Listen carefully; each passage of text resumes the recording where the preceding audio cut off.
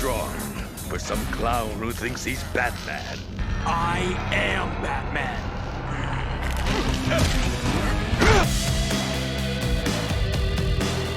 Welcome back, Screen Crush. I'm Ryan Airy. Imagine this. Batman in a futuristic dystopia world like Blade Runner. Batman in Cyberpunk. That's awesome, right? Wouldn't it be great to have a movie like that? I like that.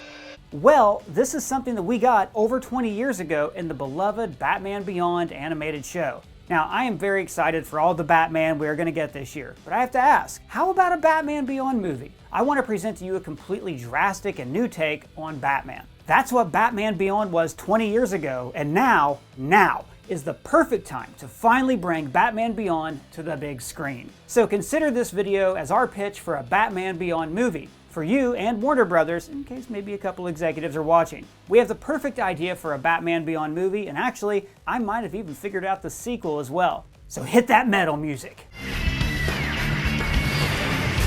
Okay, first, let's talk briefly about the Batman Beyond animated show and what made it so special.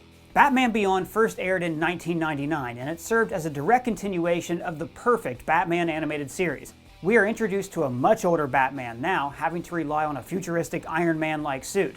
Batman is old and tired and alone. All of his allies are either retired or dead, and decades after he was becoming Batman, he was still fighting crime, as if all those years amounted to nothing. Gotham is the same crime-infested cesspool it always has been. Batman has hit rock bottom. He has a heart attack, forced to use a gun to save his own life, almost taking another person's life in the process. Bruce almost crossed the line, so Batman must end. Never again. 20 years later, the year is 2039 and Gotham has become a dystopian cyberpunk city. Bruce Wayne is in his 70s, living like a grumpy old hermit. And get off my property. Get off my lawn. It's the tragedy of being Batman. And then we're introduced to Terry McGinnis, a rebellious teen who's seeking vengeance for his father's murder. After Terry discovers that Bruce was Batman, he steals the suit. I know how you lost your folks. The guy who murdered my dad is on that transport. This is my one chance to nail him. Now, while reluctant at first, Bruce understands that Gotham needs its hero, and thus, the torch is passed, and Terry becomes the new Batman, with Bruce as his mentor. Batman Beyond is a story about legacy, the idea that the Batman mantle is everlasting and it can't die with one man. Suffice it to say, Batman Beyond is amazing. Thanks. For what? For reminding me why I got into this. It's been so many years now. But you never really forget, do you? No. But I'm deliberately not diving too much into the show because I want to focus on our movie version. Now the question is, why do a Batman Beyond movie? Sure, cyberpunk setting is cool and the show is very beloved by fans, but the real magic here is the story. All the Batman movies so far have been about Bruce Wayne, as they should have been because Bruce is the Batman. But in 2022, we are getting 3 different versions of Bruce Wayne. I'm very excited for the Batman, it looks amazing and fresh. I also love that Michael Keaton's coming back in The Flash, and it's great that Ben Affleck is getting another chance because, look, despite everything, he was a really great Batman. We actually made a video about it, you should check that out. Whatever you do, wherever you go, I'll be watching you. All that being said, I think that in between all of these different Bruce Batman, it's going to be nice to see something drastically different, like Batman in a futuristic setting. Batman Beyond offers a story that's been rarely explored. We never experienced a story where Bruce Wayne quit being Batman and never returned. A story that examines what happens to Bruce after Batman. Batman Beyond is about legacy. Gotham didn't get any better. In a way, it's gotten even worse without its protector. The show explored the ramifications that Batman had on all of his allies, his villains, and of course on Bruce himself. It's bleak and depressing, which is fitting for a story set in a dystopian futuristic world. Cyberpunk stories explore dystopian societies, people who became loners, marginalized and living on the edge of society. Bruce decides to step away from the world, serving as a mirror image to this dystopian city around him. Now Terry fits into this cyberpunk setting perfectly as a rebel against the establishment, a teenager who won't bend to marginalization, who refuses to give up hope on society. Every time I put on that suit, it's my chance to help people who are in trouble. I guess on a personal level, it's a chance to look like a worthwhile human being again. The protagonist in cyberpunk stories is usually unable to challenge or truly change the system. Batman is always in direct conflict with that broken system. So, having Batman in a cyberpunk world, it just feels natural.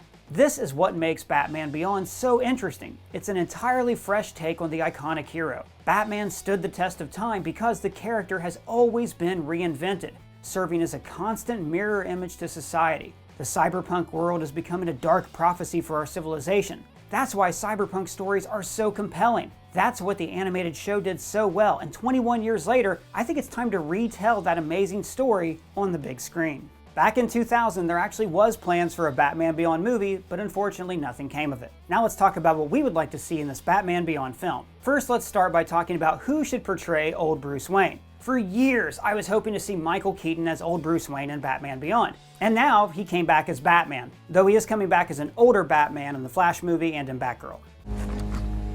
I'm Batman. But I would still love to see him as an old Bruce Wayne in Batman Beyond. Christian Bale or Ben Affleck could also work, but hear me out, George Clooney.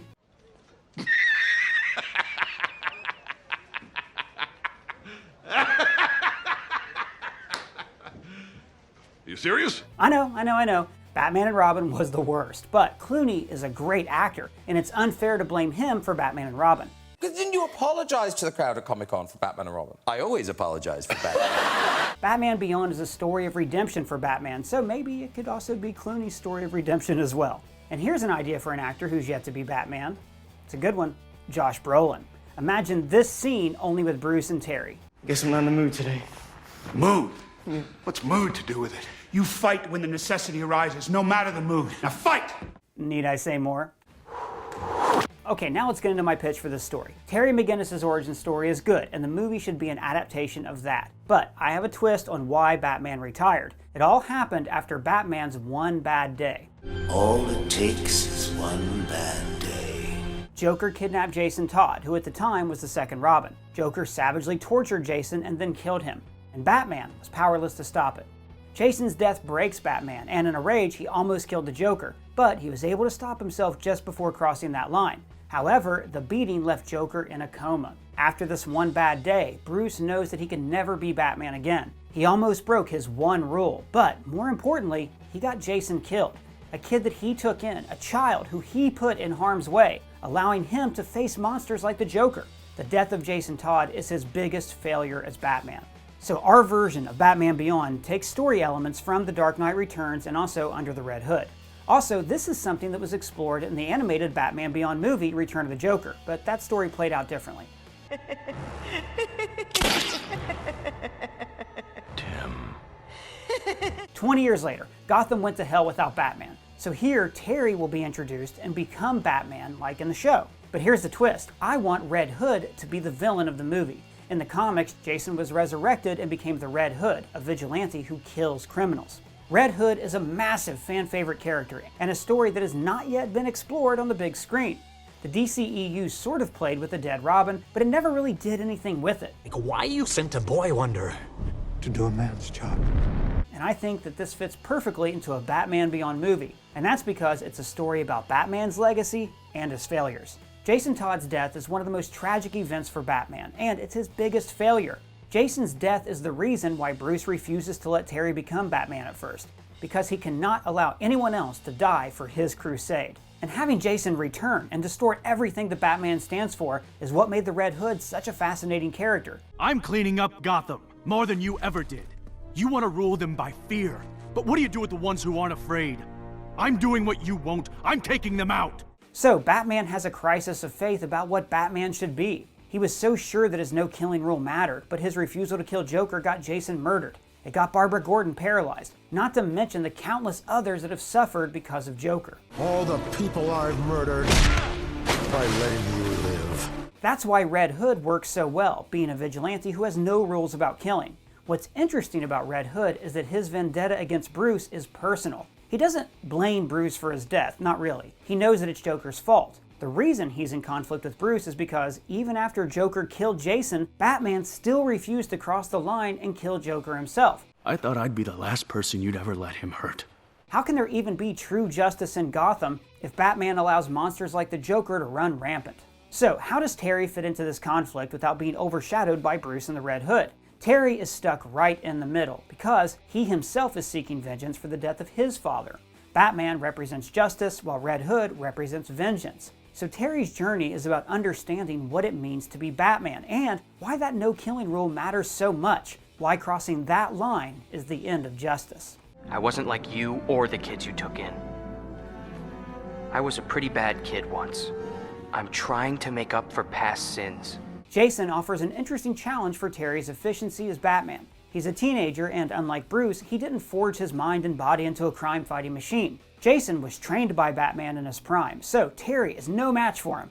So Jason believes that he represents a better version of Batman and sees Terry as nothing more than a wannabe. What bothers you more? That your greatest failure has returned from the grave? Or that I've become a better Batman than you? And remember, this is Terry's origin story, so his skills are limited, and he can hold his own mostly because of his bleeding-edge suit. Is Terry a capable Batman without the suit? Sometimes I ask myself, is Batman just a suit or is he the man inside? Time to find out. Which is basically the same as asking if Terry is worthy of the mantle. And that's an interesting arc to explore for an origin story. As with any good cyberpunk story, there's always the conflict between human nature and technological advancements. Staying human versus becoming a machine. Does the suit make Batman nothing more than an impressive piece of technology? Or is it special because of the person inside it? It's not Batman that makes you worthwhile. It's the other way around. Never tell yourself anything different. Thanks. There's also the cycle of legacy. Terry takes on the mantle of the Batman, having to live up to the legacy of the cowl while also finding his own path. Now, the Red Hood persona that Jason adapted belonged to the Joker before he took a swim in a vat of chemicals. This sort of makes Jason the Joker's successor, just like Terry is Bruce's. And what makes this even more interesting is that the conflict between Terry and Jason parallels the one between Batman and the Joker. Batman always believed that he could rehabilitate the Joker, while the latter consistently tried to force Batman to kill so he would become just as rotten as him. And now, Terry continues Batman's legacy, attempting to save Jason, while Red Hood wants Terry to become a killer just like him. Enough. Turn it off. That thing's gonna kill him. You want this as much as I do. No.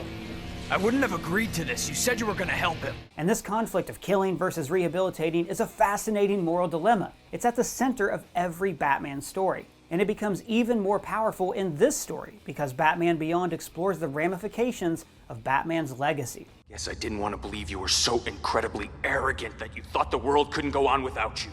Or someone like me. It's not arrogance. It's fact. In the show, Terry's always struggled to balance his vigilante responsibilities and his normal life. He sees what being Batman did to Bruce, a man so obsessed with his mission that he was left with nothing. The last time we see him in the animated universe, Terry seems to have found some balance, as he remains Batman, but he also decides to get married and not forsake his life. So he doesn't become just like Bruce. Now, Red Hood is usually depicted as an anti-hero, so I guess by the end of the movie he could find redemption with Terry's help. As far as how Jason comes back to life, in the comics it was the Lazarus Pit. But with this cyberpunk direction, Jason could be resurrected with some advanced technology. Maybe he could be a type of cyborg, playing into that man versus machine conflict. What are we building? You said it yourself. A robot? He's a cyborg, you idiot!